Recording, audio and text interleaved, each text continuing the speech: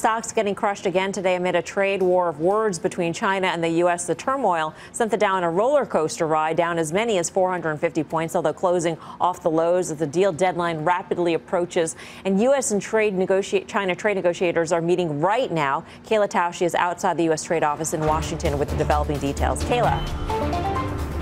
Hey, Melissa, rarely do you see this level of paparazzi outside the sleepy U.S. Trade Representative building just across the street from the White House complex. But that's what happens when the stakes are this high, with the next few hours being potentially make or break for this trade negotiation. You have the Chinese delegation led by Vice Premier Liu He inside right at this moment, received earlier this hour by the U.S. Trade Representative Bob Lighthizer, who is leading these negotiations alongside the Treasury Secretary Steven Mnuchin. After that, they're expected to go to a dinner nearby, a working dinner. And then at some point this evening, President Trump said earlier today that he would be taking a phone call with President Xi Jinping of China, who my sources say is behind the markups that came to this deal late last week that so angered the U.S. delegation and led President Trump to hike tariffs at midnight tonight to 25% from 10%. President Trump also today said he wasn't just going to be raising those tariffs. He would potentially be targeting the rest of Chinese imports, about $325 billion worth. So we will see whether these talks for the next few hours bear any fruit, what is left on the table tomorrow for the two sides to discuss. But President Trump leaving the door open for some optimism. Listen. It's very much like China. The vice premier is coming here today. We were getting very close to a deal. Then they started to renegotiate the deal. We can't have that. I think it'll be a very strong day, frankly. But we'll see. We'll see. It was their idea to come back.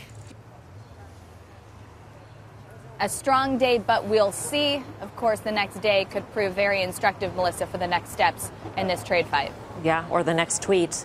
Kayla, thank you. Kayla Tausche. We've seen both U.S. and Chinese markets get hit this week. Check out the FXI, the ETF that tracks large cap China stocks, down 7%. The S&P 500 down about 3%. So if a deal doesn't get reached, who's got more to lose? Is this the right metric to look at? No, I see. I don't think it. I mean, it's a metric to look at. And I think President Trump looks at and says, OK, we're only down 3%. The Chinese market is down 7%. We're winning in leaps. We're winning by 2.5 times. I can do that math in my head. Maybe he's right. I don't know. I don't think so. I think the Chinese are looking at a much longer picture. We look in terms of weeks. They look in terms of decades. And I think, quite frankly, we have more to lose. Now, maybe I'm wrong.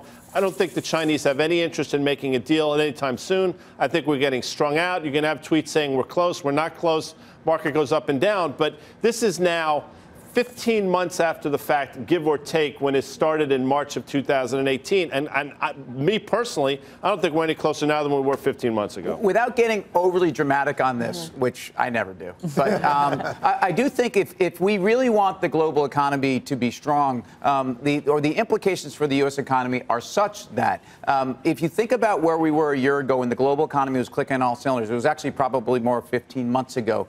China was a big part of that. There was a recovery. If we see China completely, the bed, I think we have a dynamic here where this isn't good news for anybody. This is a global economy, and say what you want about trade tariffs, and well, I think most people know what they want. I'm all for beating a stick where you have to win a negotiation, especially when, look, I think there's national security risk here. I think there are certainly intellectual property risks, but it's not a winner takes all for the United States if China goes straight downhill. And EM is down 8% in 4 days and has underperformed the U.S. market by 400 basis points.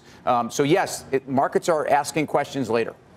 I mean, I don't really know what's going to happen tomorrow, but I really do believe that Trump wants a deal. He's based his whole presidency on how is this economy doing, how is the stock market doing. Sure. And if he were to say, right, and he's facing re-election, Xi has, 9 and then plus forever, I think, on his contract. So I think that they ultimately have to come to a deal. I don't know that it's tomorrow. I know it isn't tomorrow, actually, but I don't know if we see cooler heads prevail tomorrow. But I think it doesn't matter who's got the better hand. Trump needs to have a deal. The thing is that as much as we are down this week on the S&P 500, it's one of the worst weeks of the year. That's how much we are off the record lows, basically. I mean, highs. Off the highs, right? So that's so he's got Trump. He's got a lot of room to negotiate. Exactly. Absolutely. And I think he's going to use it. So there's a long way to go. I agree with Karen. Going into the election, I think it's very difficult to get extremely bullish on the U.S. stock market because it's the stock market president. That's his report card. There's no shot he's going to let this thing go down. He's going to pull every stop out that he can to win the election. That being said, in the very short term, I think he looks at this and says, listen, I got a lot of room in the stock market. It can go down another 3 or 5%, and then I'll put out a tweet, and then I'll negotiate, and a thing will rip higher. So it's a game. It's incredibly difficult to trade this. So for me, I think if you're not a professional trader, you stay out of this. Well, then is that really, really bad news for a sector like the semiconductors, where you have Intel, after a disappointing quarter, comes out yesterday just before the close, disappoints once again. The stock takes a major 5% today. This was Intel. This is not a small company. This was a $58 stock 2 weeks ago. Closed at $46.50 today. So, you know, if the semis are any indication of what's going to happen, I mean, Intel is telling a much different story than maybe some of the, not euphoria, but some of the optimism that the market showed late in the day today. Our next guest says there are 3 stocks that can weather the trade war storm. Fundstrat's Rob Sluymer is here to tell us what they are. Rob, what are you looking at? Great. Thanks, Melissa. Look, so we're at a pretty critical point. You just mentioned that the market's got a lot of a cushion, a fairly big cushion underneath it. So we're coming right into those levels on the S&P, around 2,800, 2,860, right off the 50-day today. So it's fairly interesting. We've got this binary event tomorrow. And the fact is, nobody knows what's going to happen here. But what's critical is to have some perspective on this bigger picture on the market. We talk about this all the time. That was a major low back in 2016 off the 200-week moving average. We had the exact same thing coming into December. So we've had this huge run up to the old highs, and a lot of the weekly data is peaking. We see that here. We've talked about that many times, and now it's starting to erode. It's the percentage of stocks with rising weekly momentum. It's actually starting to work its way down into oversold territory. So as we move through and into the summer months, we think it's bottoming. So we think we're into this choppy period here, very similar to what we saw back in 2016 in these areas here. So the market's run up into resistance. It's going to come back, but it's going to chop around a little bit. We think this pullback right now is actually an opportunity to be adding to some names. So let's take a look at a few of them. One of them is relatively defensive, CME on the exchange side. And what's so interesting here is as it pulls back to the 200-day moving average, it's starting to recover. More importantly, this relative performance is starting to hook up. So if you're worried about the market, this to me is still a very good name. It corrected all the way through the first quarter. It looks timely. Now let's move on to stuff that's a little bit more cyclical and a little bit higher beta, coming back into some pretty key levels. This is Morgan Stanley. What I think is interesting, it's had this big correction through 2018. That relative performance is starting to improve. We think the financials outperform in the second half. This is one of the early leading names in that area, and that relative strength starting to hook. We think it's pretty timely at current levels. And then when we go to the last name here, we just talked about the semis. I'm a big fan of the semis. I think they bottomed very early in the market cycle. Back here in the fourth quarter in October, that relative performance started to lead.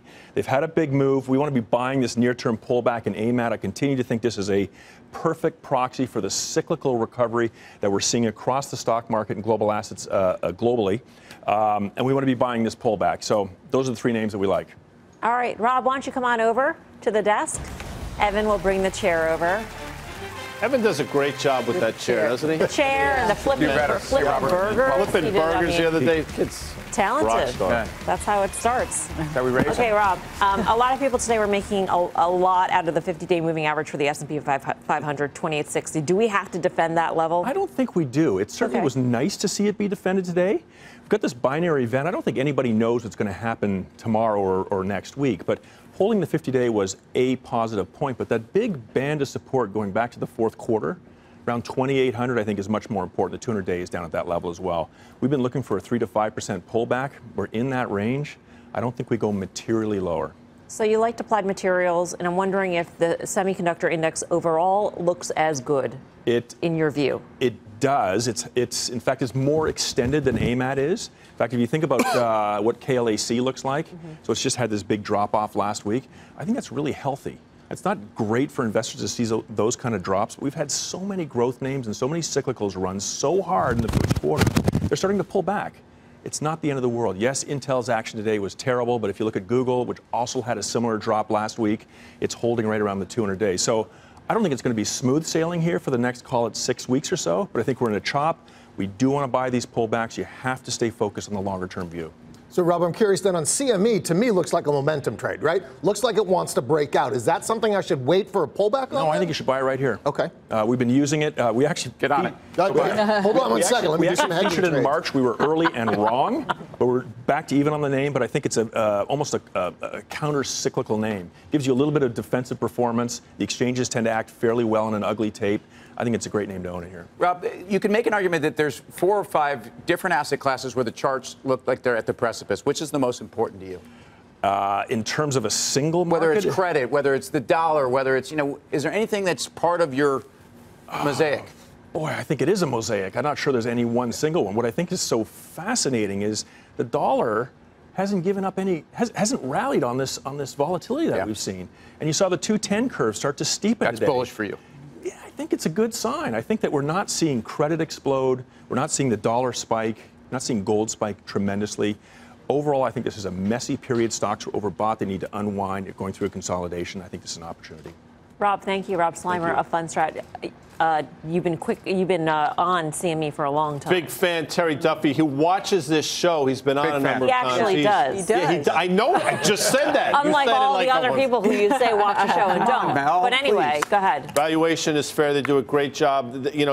Basically their volumes continue to increase, and they look at NASDAQ as well. It's had a stealth rally. So I agree in terms of the exchanges. I would push back on Morgan Stanley. Book value is $42.50. That's where it should trade. CME is kind of like a stealth trade war play as well, because look at what the agricultural commodities did today. They just got absolutely destroyed. They have been the forefront of this. You're going to see volatility, and it's going to play out in CME stock. You're pointing out the dollar on the conference call today. We were talking about it. Yeah. Why we saw bonds really, tick a lot higher. I mean, yields lower, bonds higher, and yet the dollar down. I mean, I don't know what to make of it. Quickly, I just say watch that HYG, because that and the JNK have been, I think, very important for risk, and they have broken through key levels.